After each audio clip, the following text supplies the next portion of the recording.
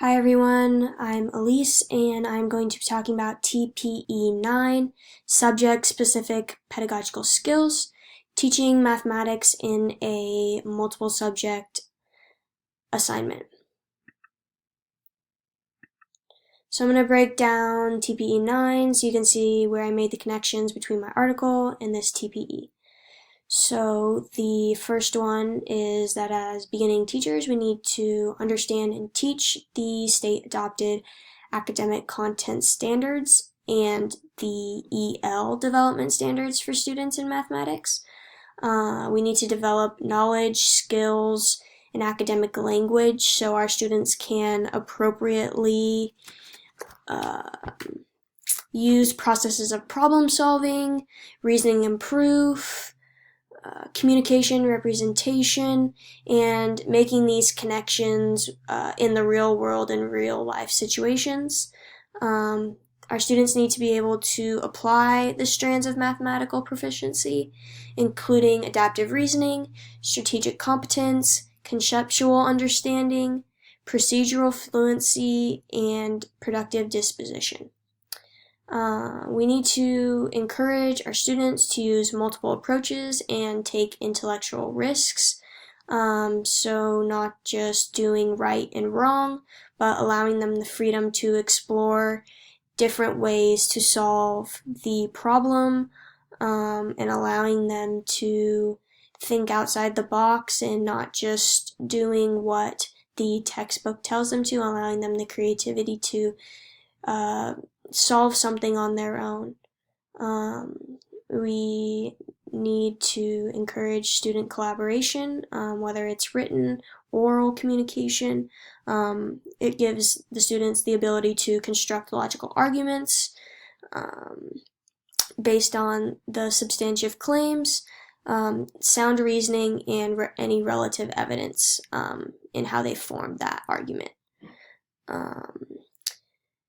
As teachers, we need to create positive attitudes towards math.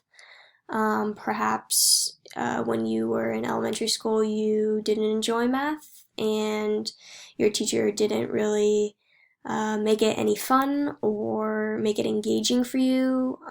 So keep that in mind as you are doing math in your classroom, that there are those students who don't really enjoy math, who think that math is not their friend, and that they will never understand math. So if you can create a positive environment when it comes to math and make it fun and engaging for those students, then perhaps they'll be a little more willing to engage with the material. There are 8 standards for mathematical practice that students need to engage in. So the first one is make sense of problems and persevere in solving them. So not allowing students to just give up and you show them how to do it, but allowing them the opportunity to keep solving the problem and not just giving up when they don't get the right answer. 2, reason abstractly and quantitatively. 3, construct viable arguments and critique the reasoning of others. So this would be a great way to encourage student collaboration. So one student would be able to share what they found, their argument, and then another student would be able to critique that argument, and this way students are communicating and engaging with the math and thinking about it more critically. 4, model with mathematics.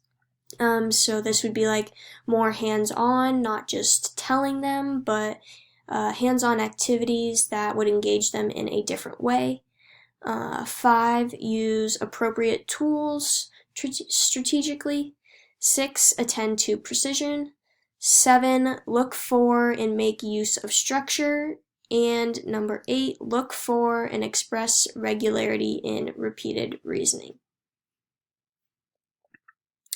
Now for the article that I selected, the title is Transitioning to the Common Core State Standards for Mathematics, a mixed methods survey for a mixed methods study of elementary teachers' experiences and perspectives by Susan Lee Swartz and Cliff Chestnut.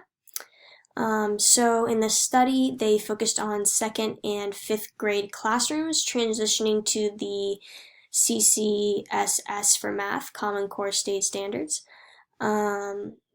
At the time of this article, the standards were new, so they were transitioning from the old standards to these new standards. So the study explored the elementary teachers' experiences and perspectives of how this transition was going.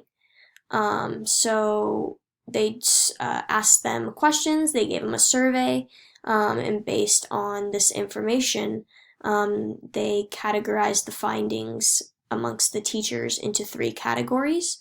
So the first was familiarity with and preparation to use the standards. 2, implementation of the standards, including incorporation and teacher change. 3, tensions associated with enactment of the standards.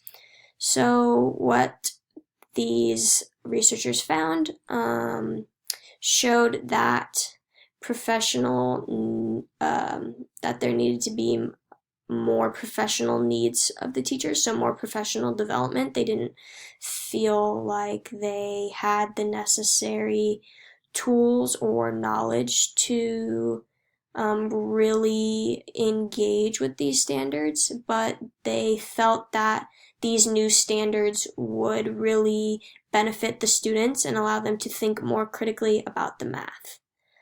So now I'm going to draw some connections between the article and the TPE.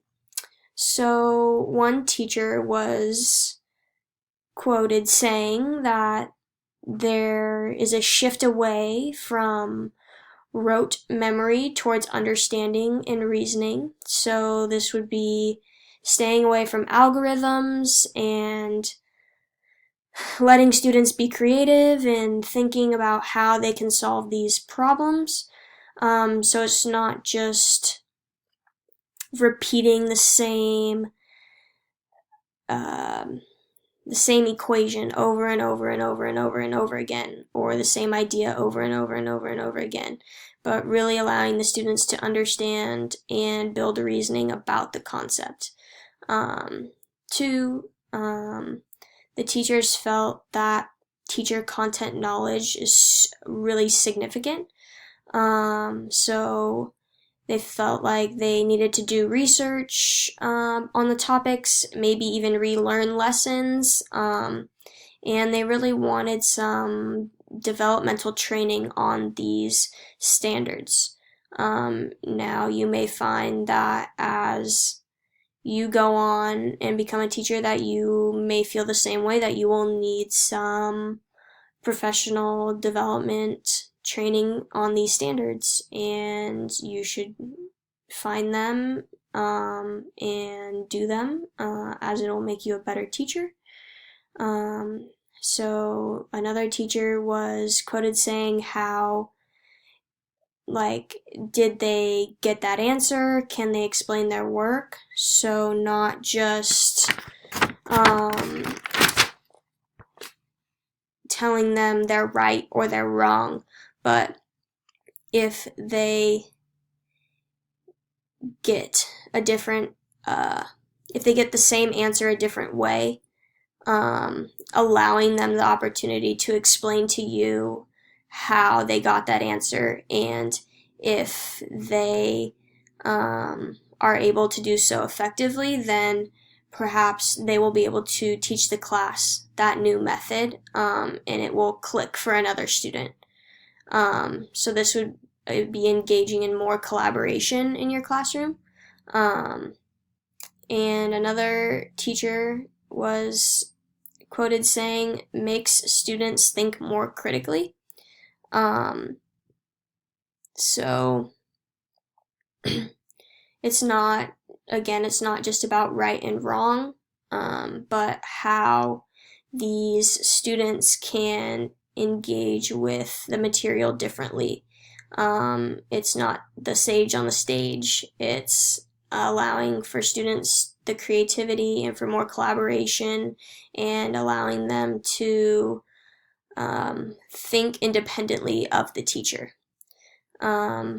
Another teacher said these standards allow the students to process why math is math. So that would be making connections between topics, what that would look like in your classroom, how problem solving connects with logical arguments, which connects with student collaboration and how they can defend and critique what they're coming up with. So overall, all these teachers felt that these standards were less teacher-centered and more student-centered, so the teachers felt a real responsibility to ensure that students had what they needed to succeed. And that's for EL learners, for learners who have disabilities, and for your students who are right where you're at. So those are some of the connections that I made with the TPE. So discussion questions. So what? So what does this mean for you and the content grade level you would like to teach? 2, now what? What are practical applications to the information provided for the content/grade level you would like to teach? How will you make fun and enjoyable, 3, how will you make math fun and enjoyable for the students who have trouble with math? 4, as multiple subject teachers, which subject do you feel you have the least amount of content knowledge of and why? 5, to ensure you are prepared and knowledgeable to teach the CCSS math standards, what do you think should be included in professional development training? Thanks for watching. I will also post these discussion questions in the discussion board.